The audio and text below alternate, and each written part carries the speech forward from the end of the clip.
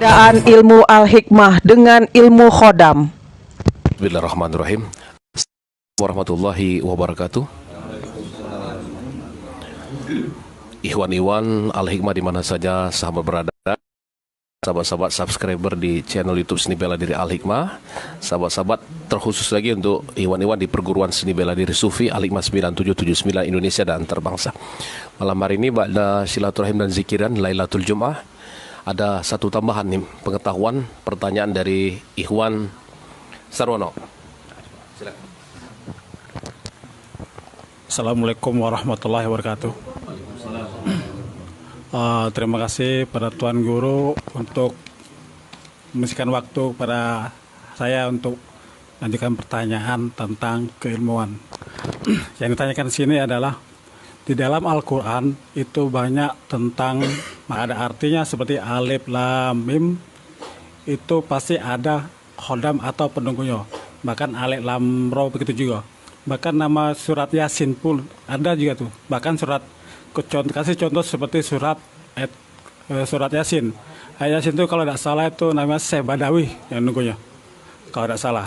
Nah bahkan surat Al-Kursi juga sudah ada. Sedangkan kita al-hikmah kan mengamalkan ayat Al-Quran. Pertanyaan saya di sini, yang kita amalkan itu khodam, jin, atau sirullah.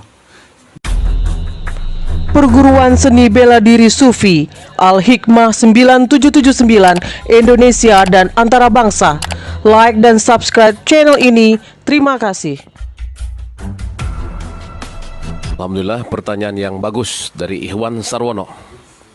Ikhwan, di dalam Al-Quran itu ada kalam-kalamullah seperti tadi bunyinya Yasin, alif lam mim, alif lam mim ra, alif lam mim sad, kaf ha ya ain sad, ha mim ain sin qaf.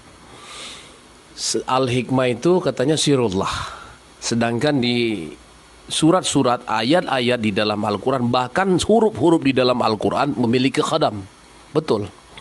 Al-hikmah kata Abah Haji Iskandar bin Haji Ismail bukan ilmu khadam, tapi ilmu sirullah. Kalau ilmu khodam itu mengamalkan hijib-hijib. Khusus kita menggali masalah khodam, masalah keilmuan hikmah ataupun hijib-hijib berdasarkan kitab-kitab autat, wafak dan sebagainya. Sementara al-hikmah itu sirullah. Nah, apakah tidak bermasalah? Karena al-hikmah kan mengamalkan Quran. Al-Quran ada khodamnya. Bagaimanapun juga tetap al-hikmah disebut sirullah. Mengapa disebut sirullah? Berarti ada rahasia Allah. Kendati pun yang kita amalkan ada khodam, toh kita kan tidak meminta kepada khodam. Toh kita tidak pernah meminta penjagaan kepada khodam. Nah inilah, kita tidak pernah meminta penjagaan kepada khodam. Nah inilah beda ilmu sirullah dengan ilmu-ilmu hikmah. Kalau ilmu-ilmu hikmah ada yang khusus dia memanggil khodam, menghadirkan khodam makhluk, ya, baik itu khodam sifatnya korin atau jin pendamping atau jin sendiri dari jenis jin, makhluk dari jenis jin, khodam dari jenis jin, atau dari jenis jin yang khusus korin pendamping, atau khodam daripada amal atau ayat. Nah itu kerja ilmu hikmah. Sementara ilmu al-hikmah, meskipun amalan yang dibaca adalah Quran, sedangkan Quran adalah ada khadamnya, tetap namanya sirullah karena kita menuju Allah, menuju ridho Allah sesuai dengan amalan ilahi anta maksudi waridoka matlubi. Nah, kayaknya ini sebetulnya ilmunya tarekat, ilmunya tarekat, dasar ilmu tarekat. Al-hikmah ini sebetulnya amalan tarekat. Nah, jadi tetap ilmu ini tidak bisa dikatakan ilmu khodam. Tetap ditegaskan al-hikmah adalah sirullah. Meskipun amalan al-hikmah Quran ada khadamnya, kita tidak meminta kepada khadam. Kan kita tidak menghadirkan khadam.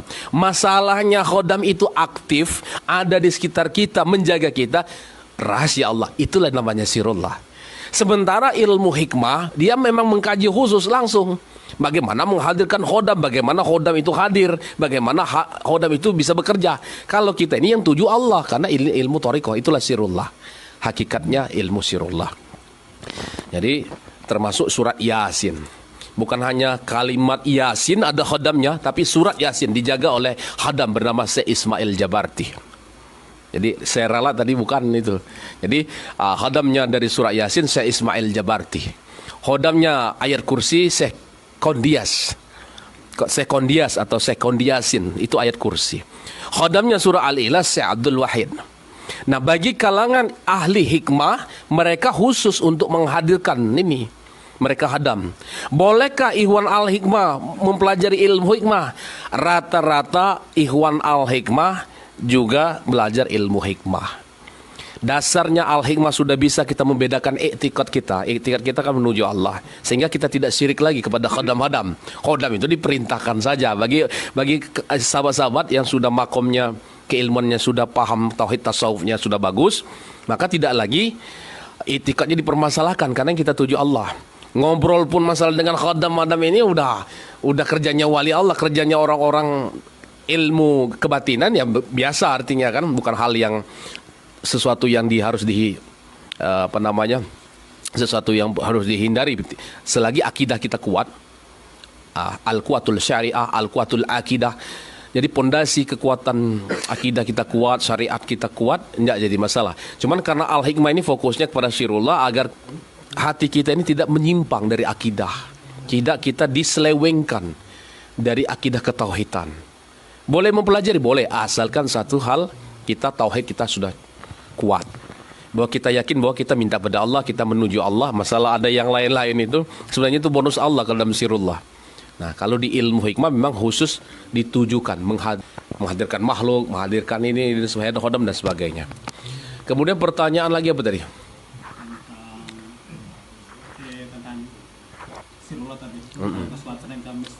Nah, lalu ilmu ini al-hikmah ini kan sirullah. Sirullah ini didapatkan dari proses pendekatan kepada Allah, taqarrub ila Allah. Jadi kunci sirullah adalah dekat pada Allah, menjadi hamba. Allah tidak mungkin memberikan rahasianya, membuka rahasianya kepada orang-orang tidak dikehendaki. Jadi Allah akan memberikan rahasianya kepada orang-orang yang dekat, yang dikehendakinya. Setiap yang dikehendaki oleh Allah adalah orang-orang taqarrub ila Allah. Nah, mendekati Allah, wabil khusus adalah menjalankan perintah Allah. Terima kasih pada Tuan Guru atas jawaban dan pencerahan tadi. Karena kami sebagai ikhwan itu kadang-kadang penasaran apa sih itu khodam, apa itu sirullah. Kadang-kadang hampir sama, nggak ada perbedaan waktu kejadian di lapangan. Makanya ingin bedakan apa itu sirullah, apa itu khodam. Oke, satu kali tambahan sini. Perbedaan pokok lagi pada kenyataan sehari-hari antara ilmu sirullah dengan ilmu khodam. Kalau ilmu khodam kapanpun, dimanapun bisa dihadirkan. Sementara sirullah itu haknya Allah. Jadi terserah Allah menghadirkan dalam bentuk apa, kapan, terserah Allah. Pada saat terjadi, disitulah Allah hadirkan sirullah. Namanya ma'unah, pertolongan Allah.